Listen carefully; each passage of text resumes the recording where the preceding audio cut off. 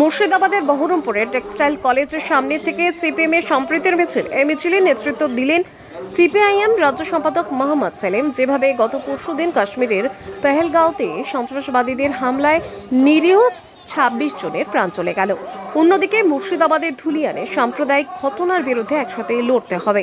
এই সমস্যাকে সামনে রেখে সাম্প্রতিক সম্প্রীতির বার্তায় আজকের এই মিছিল বলে জানালেন সিপিএম এর রাজ্য সম্পাদক মোহাম্মদ সেলিম। এদিন বিকেলে বহরমপুর টেক্সটাইল কলেজ মোড়ে সংবাদ মাধ্যমের মুখোমুখি হয়ে কি বললেন সিপিআইএম রাজ্য সম্পাদক মোহাম্মদ সেলিম, আসুন শুনে নেব তার মুখ থেকে বিস্তারিত। যেভাবে গত পরশুদিন জম্মু কাশ্মীরের পেহেলগাঁওতে আক্রমণ করেছে সন্ত্রাসবাদীরা এবং যেভাবে নিরীহ মানুষের প্রাণ গিয়েছে সেই হত্যালীলার বিরুদ্ধে, এবং মুর্শিদাবাদে যেভাবে সাম্প্রদায়িক দাঙ্গা হাঙ্গামার বলি হয়েছে ৩ জন এবং ব্যাপক লুটপাট হয়েছে, ঘর জ্বালানো হয়েছে, তার প্রতিবাদে সাম্প্রদায়িকতার বিরুদ্ধে, সন্ত্রাসবাদের বিরুদ্ধে সবাইকে একসাথে লড়তে হবে, সেই আহ্বান জানিয়ে এই মিছিল।